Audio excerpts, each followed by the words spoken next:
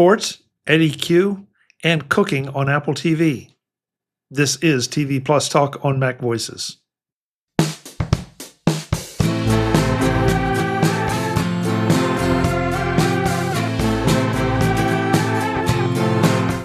Welcome to TV Plus Talk.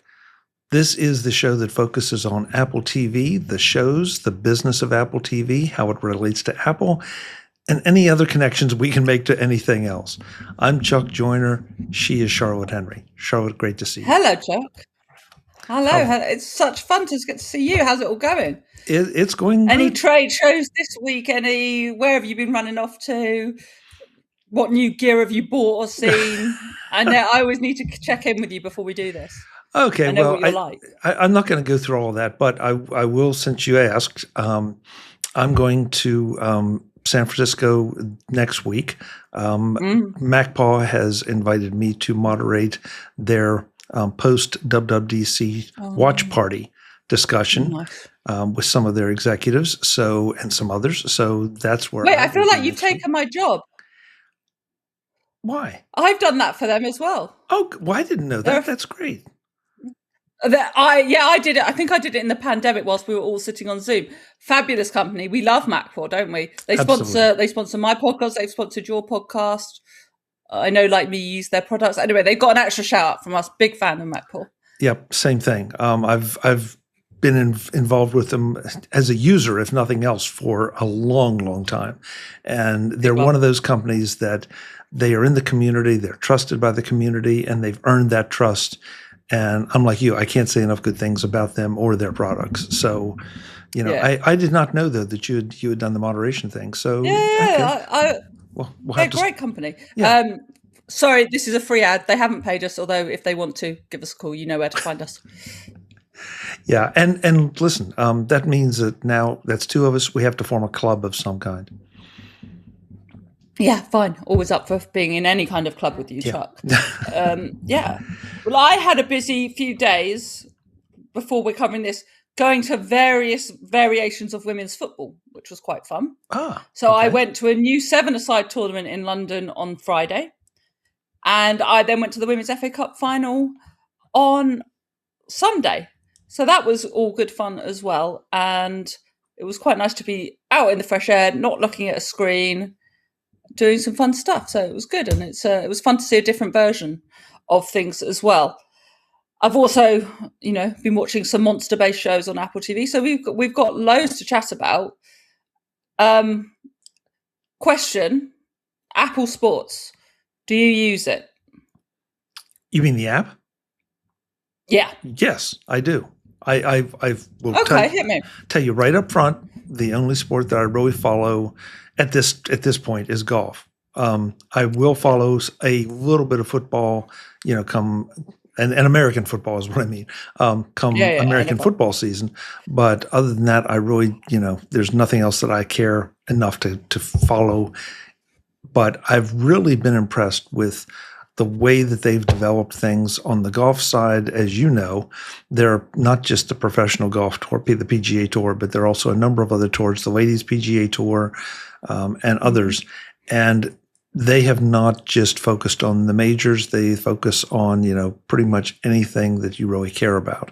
So much to my surprise, when they first brought out the sports app, it did not include golf. And it's like, okay, fine, whatever. They added it. And now, it pops up in the mornings and says, this is who's leading which tournaments. And I'm really, really impressed with what they've done. Interesting. So, as you know, I follow a variety of sports, and I think it's better for some than others. So for baseball, I think it's pretty good. It says so-and-so hit a home run to right field, or so-and-so threw a 93-mile-an-hour fastball. Okay, cool. That lets me clear. You see the score, useful. For things like football, soccer, I think it kind of underplays what's going on. It will say so-and-so scored with the right foot shot, and it might be one of the best goals you've ever seen. It's rather underplaying the circumstances of what have happened. So when it first came out, I was really unimpressed. But I think you and I discussed it as a connecting point, and this is why we're really discussing it now, as a connecting point to what's happening on Apple TV. It seems every show now we have to talk about sport in the context of Apple TV. And I always thought the sport app was part of that. I also thought betting would be part of that, and we haven't seen that on the TV yet, on Apple Sports yet, have we? Do we really see it on the TV either? Not really. Maybe a bit of sports betting, not much. Yeah, and I would be sort of surprised if Apple allowed that in the app. Now on the TV, because of the the deals with the sports franchises, it may be something they have to do. But as far as a standalone support of the betting apps, I'm not saying it won't happen, and at the risk of sounding like Apple's like everybody else, if the money's right and the circumstances are right, maybe. If it's what the viewers want, yeah, that's what Apple TV. That's what everybody in the media business is supposed to do, is deliver what their audience wants. So, yeah. But it just doesn't feel like something they would reach out for and try to pull in. No, it's just interesting because this is a free app. Presumably, they want to monetize it in some way at some point. Anyway, this is all a roundabout way of us discussing the fact that Apple Sports is now in more than 170 countries and regions, and they've added 90 new ones. And that is very interesting, isn't it? Because they're continuing to... I wasn't sure how seriously they were going to take this app, but the fact it continues to expand, as I say, alongside the expanding sports rights on Apple TV, for me is very interesting. No, Charlotte, I agree. And look, Apple is evolving beyond just being a tech company. They're doing this. That's why we do the show. Yeah. I mean, they're evolving into an entertainment company, a content company, and it makes sense just to reach out and connect all these places. Sports is universal. The one thing that somebody's going to write in and say, well, why didn't they do it earlier if they're so concerned? Getting the rights to all this, even just the information on a timely basis, can be a challenge. And so, somebody at Apple is working hard to connect with the right people, make the right deals to be able to put this information in front of you, and potentially, eventually, maybe the sports themselves. Also, it's Apple. They always do things slower, and then their modus operandi is often slower and then jump ahead.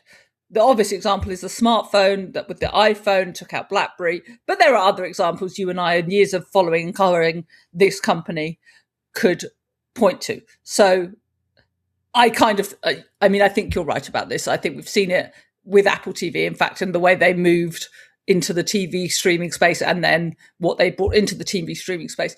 Anyway, the catalyst for this growth of Apple Sport is not something actually that Apple have the rights to, but they obviously want Apple users, particularly iPhone users, to be engaged with this event on their iPhones, and that is, of course, the World Cup. So announcing this expansion of Apple Sports, Oliver Schusser, who's the Apple Vice President of Music, Sports, Apple TV and Beats, I mean, that's up there with one of the best jobs in the world, isn't it? First of all, before I reveal what you said, that's a pretty good job. If you're a sports person, absolutely, it's got to be a fantastic job.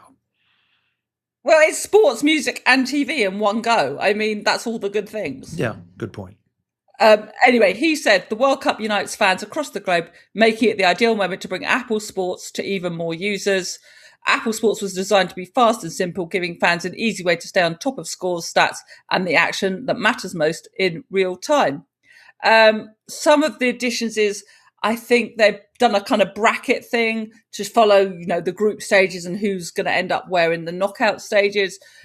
They've got visual formations, which is very interesting. So they're going to show you estimates of where the players are set up to play in the games when the teams are picked.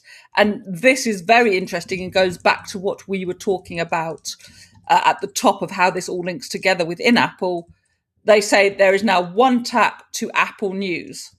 So going from the sports app into news for editorial coverage, which I find very interesting. And you can see how this could then expand into other pieces of work within the Apple entertainment system. Yeah, that you just used an interesting phrase, Apple Entertainment System. I was going to say ecosystem, actually. Yeah, well, either way, this is something that has developed. Before it was just Apple TV, the device and the service, and it is spreading out as things happen. And so, if I guess depending on how you define that ecosystem, the Apple Vision Pro would fit in there. Maybe even some of the other Apple services. I'd have to really think about that, but it's not unreasonable. Friends, never let it be said that Chuck Joyner is not an absolute pro, because you mentioned the Apple Vision Pro, and the next story was written by my good friend and former colleague, who was then at the Mac Observer, is now at Cult of Mac, and that is Andrew Orr, who has done a story that says that Apple smart glasses will not arrive until late 2027. And that, to me, is exactly in line with what you were just talking about, that wider ecosystem, including the Vision Pro, and how these glasses might fit into that as well. I think they will absolutely fit. I'm not sure that at least at this time they will make a huge impact. I can't say, and I do not own a pair of quote unquote smart glasses at this point. But you tried the Vision Pro, didn't you? Oh, absolutely. I tried the Vision Pro, and I love the experience. As far as it is a completely immersive experience. Well, see, that's where I guess I have to do a qualifier there, because yes, if you want to, you can see the outside world, or you can make it completely immersive. But for instance, if you're watching on Apple TV, yeah, exactly, or a movie, or whether it's Apple TV or not. But I also tried the XDR or XReal glasses at CES this year. Oh, and how did you find that experience? I didn't know you. Yeah, I found it. I would give it an A-, and I would give the minus only because I'd have to put a bag over my head to make it completely immersive, because if it's glasses, right, and so I can see above, I can see around. There's no way. So if you're not going to put something to block out the rest of the world, that said, the experience was very pleasant. I think what we're all waiting for is for the price on some of these things to drop to maybe a little closer to maybe not an impulse buy, but a lot less of an investment, especially since we keep hearing that Apple is going to bring things out. Meta is going to bring new things out. Now, XReal just brought out a new gaming version with a crazy high refresh rate. So this is one of those things that's evolving fast. And the question is, do you want to be on the bleeding edge? Do you want to be on the cutting edge? Or do you want to wait till they hit mainstream? But I think they're all in all of our futures. It's just a matter of when you jump in. Yeah, I mean, I think you're going to be proven basically 100% right on that. People are going to wait till they until they are within the price rate. They're always going to be slightly more expensive, but within the sort of price bracket of the glasses you and I buy as our normal glasses, they're still going to put off a lot of people. Look, they're never going to cost exactly the same as our normal optical glasses, but you know what I'm saying. They have to be seen in that context for them to be mainstream. It's interesting that Apple's doing this. With the Vision Pro, Apple TV was a really big part of the sell, wasn't it? You can watch the movie right as big a screen as you like. They did a link up with Disney Plus too, but obviously they wanted to drive you to Apple TV. And presumably with the glasses, when they come in 2027, as Andrew reports, that's going to be another big part of the story, surely. Yeah, I agree. And by the way, I did want to call out Andrew as well, because he, for a while, served on the MacVoices live panel. And it's great to see him continuing his career and grow. So, I mean, let's not big him up too much. Come on, let's not. I don't want to be too nice to Andrew. I mean, please. Yes. I have my Yes, limits. we love you, Andrew, to a point. So how's that? Quite. All very interesting. Now, there's a story on Apple Insider.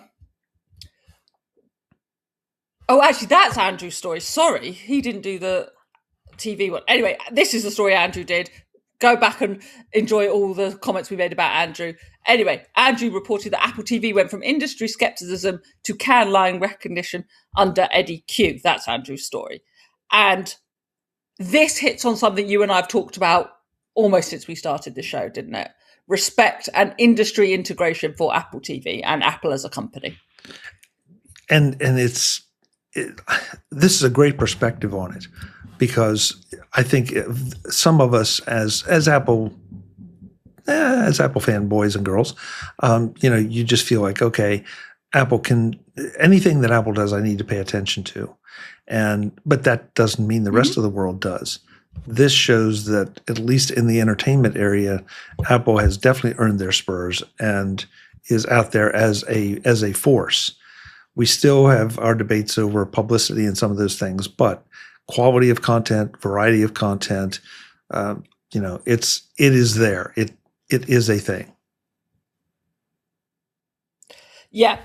It was, just so you know, it was Rajesh Pandey at Culture Mac who did the glasses story, and Andrew at Apple Insider who did this analysis of Apple TV under Eddy Cue.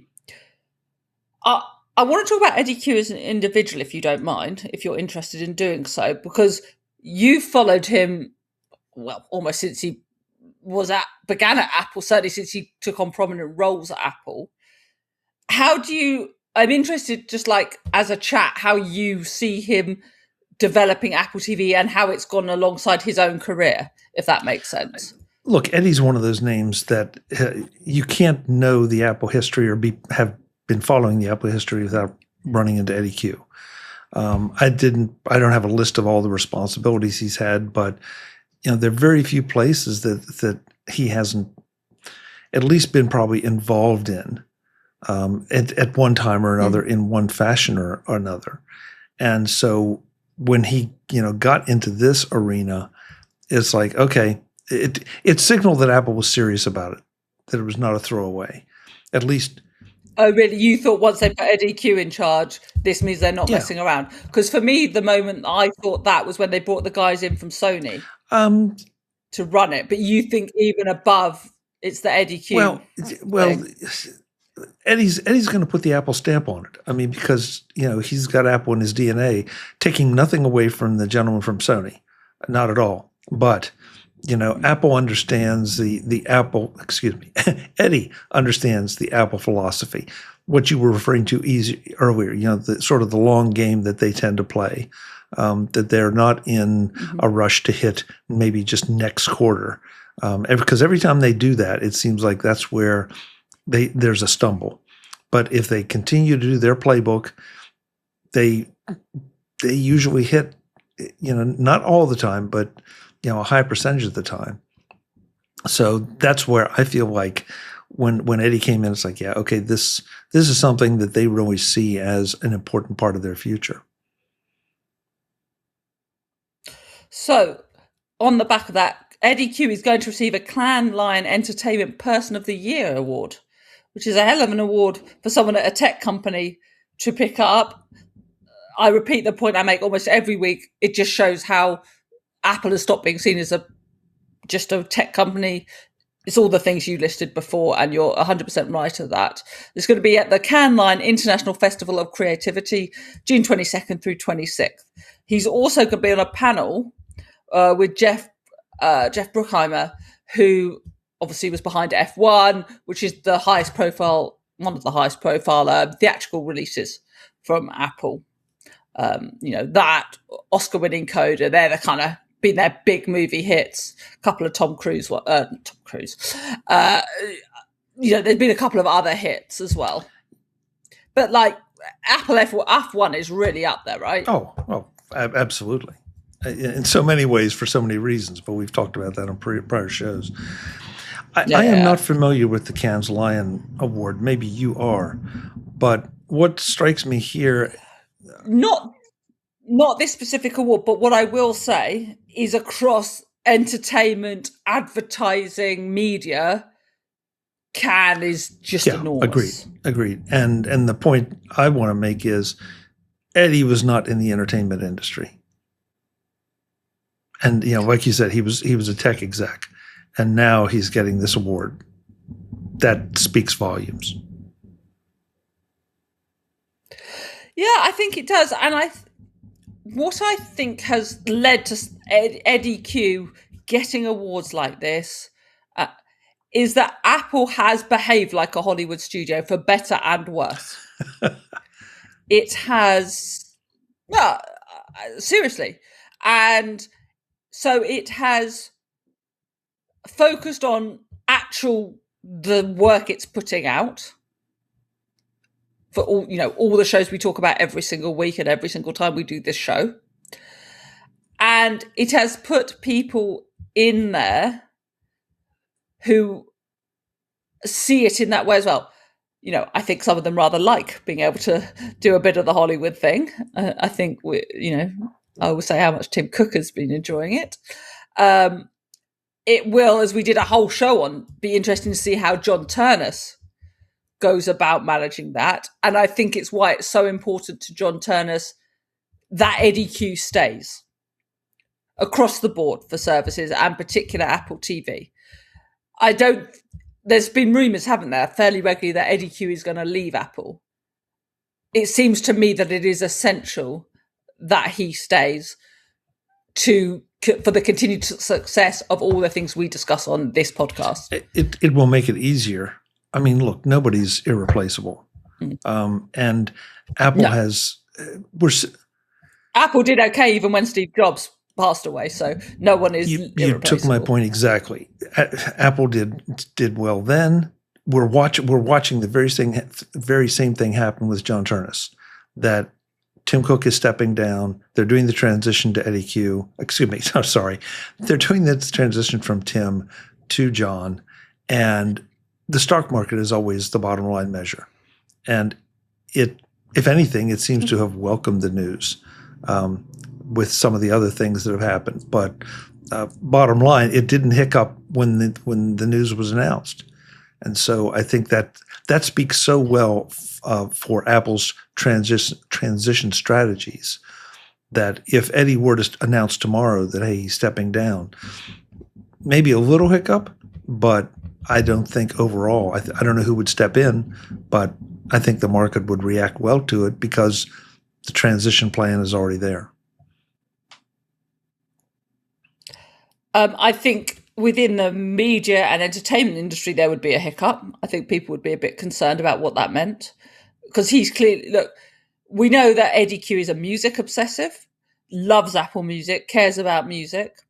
He's clearly a film and TV obsessive and cares about getting that stuff through Apple. So I think losing someone like him would be to the detriment of Apple TV. He obviously is not going to stay at Apple indefinitely. They will have to transition beyond him. I think just as a side point, part of the reason I think there has not been the hiccup that you talk about is because Tim Cook is staying as the executive chairman, or whatever the title they're giving him is. So he's still there. I think part of the reason things survived after Steve Jobs was because Tim Cook was there and could click into gear. So broadly, Apple does handle these transitions pretty well from what we can tell. So that's a separate point, probably for a different show.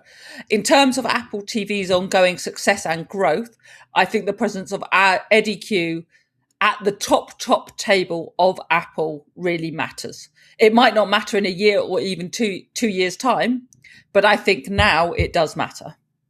I think, again, it would be better if he stayed.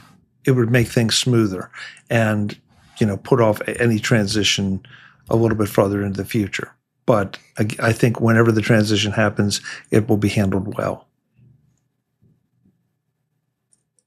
Have you ever interacted with Eddy Cue, by the way, at the various Apple events and conferences you've been to? Have you ever done any business with him? Unfortunately. Oh, I'm kind of intrigued what he's like. I'm just sort of intrigued and nosy. Fine. With your no help then. Thanks a lot.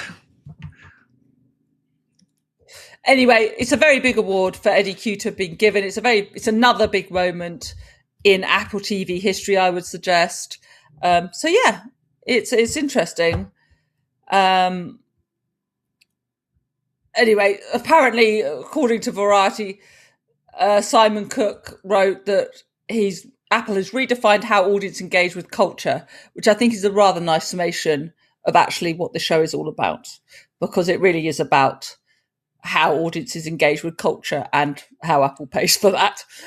So yeah, I think that's a rather nice phrase as well.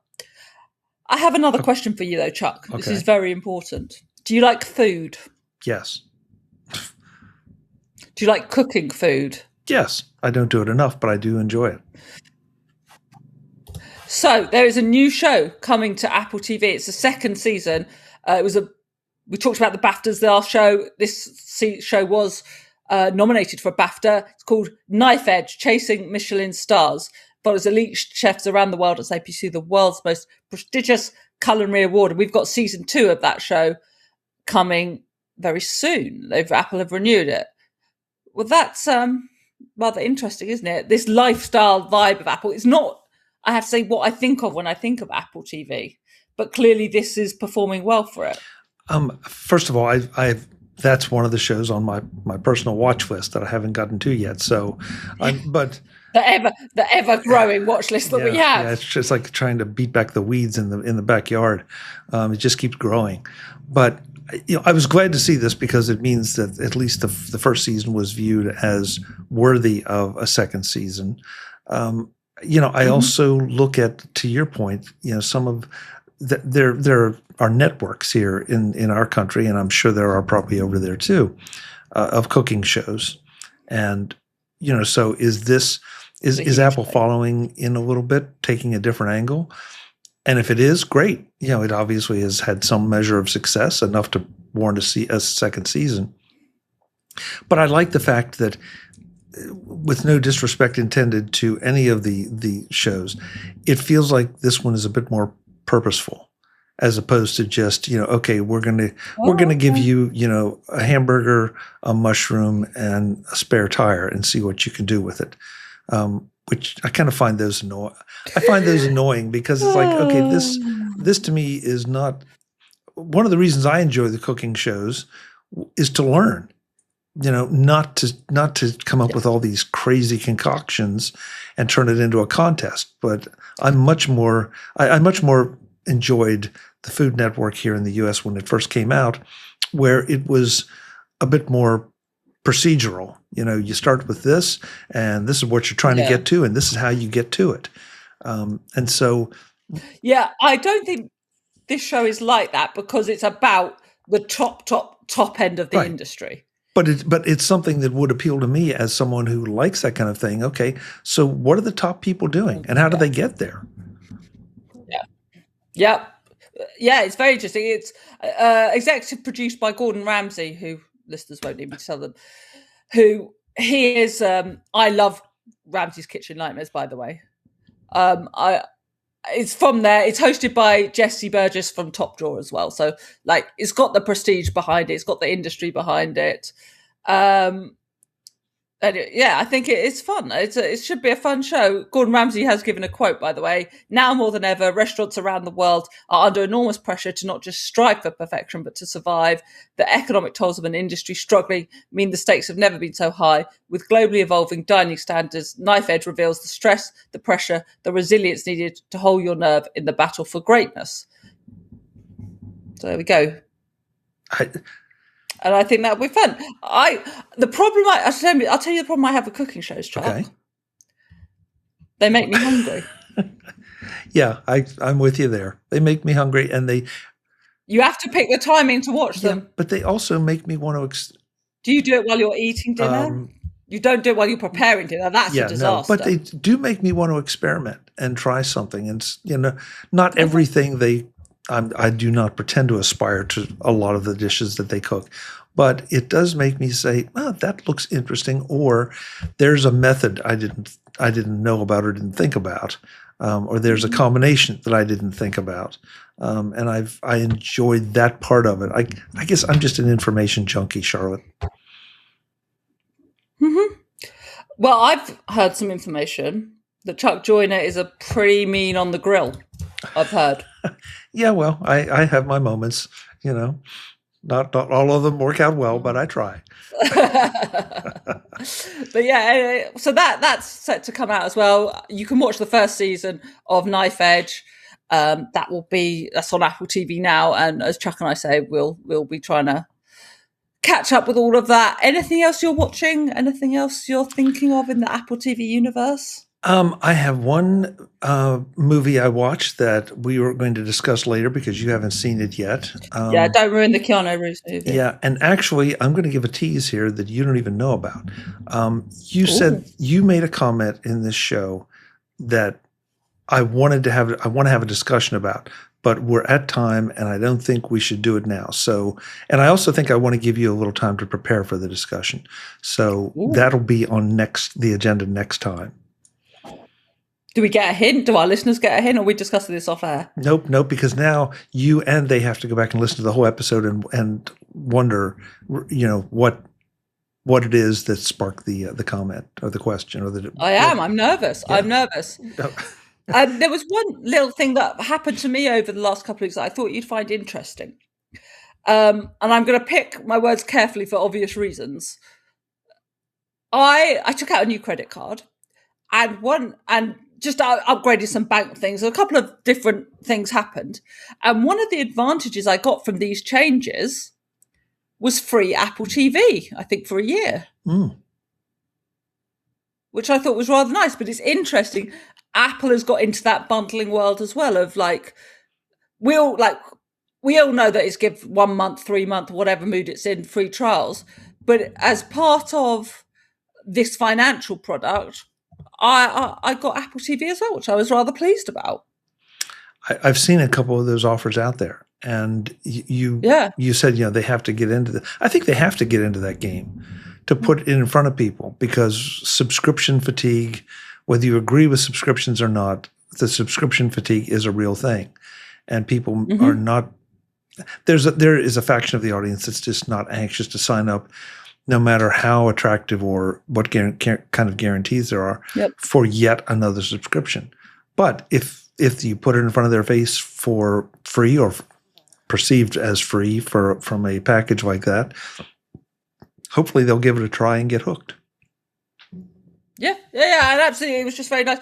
I mean, the wider story of this is a few months ago, I cancelled Apple Music. I cancelled Apple One and therefore Apple Music, and jumped to Spotify, just juggling out, bundles, monthly pay, spend, whatever, just working it all out and testing other products as well. And so I was paying for, this was appealing to me because I was paying for Apple TV separately. That's my point, really. Okay. So I wonder if offering this stuff separately as a separate thing with these kind of products, goes against Apple One. It devalues Apple One. Maybe it's two different audiences and it doesn't matter. And if you weren't going to pay for Apple TV unless it was free with your bank or whatever else, you wouldn't take out Apple One anyway. Maybe that's the argument. I don't know. Anyway, it was interesting. It struck me as interesting, and I was pleased to get a bit of free Apple TV. You make it's an interesting question, Charlotte, because I would view it as the cost of giving Apple TV free with your new credit card as the cost of trying to acquire customers, as opposed to maybe throwing ads up on this or ads up on that. Okay, let's get it. Let's get someone who, has, and I don't know how your system works.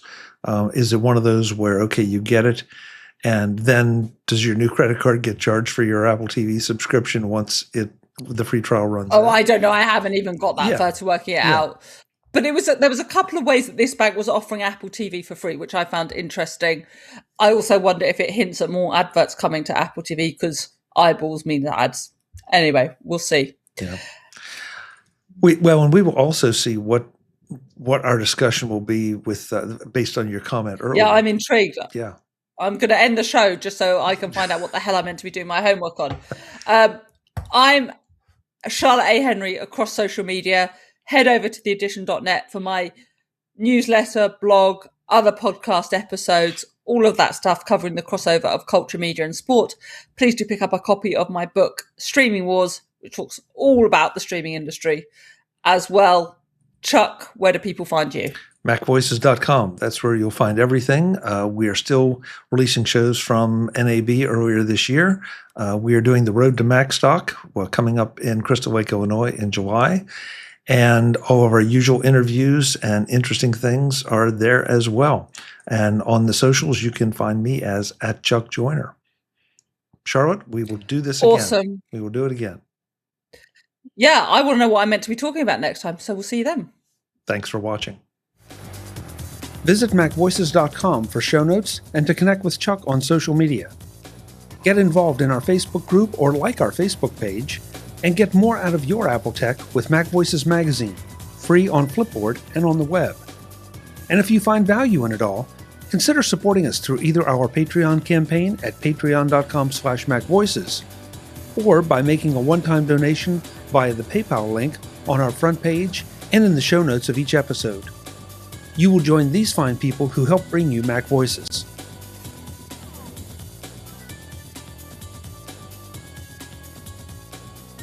Advertising handled by Backbeat Media at backbeatmedia.com. Bandwidth provided by CashFly at cashfly.com.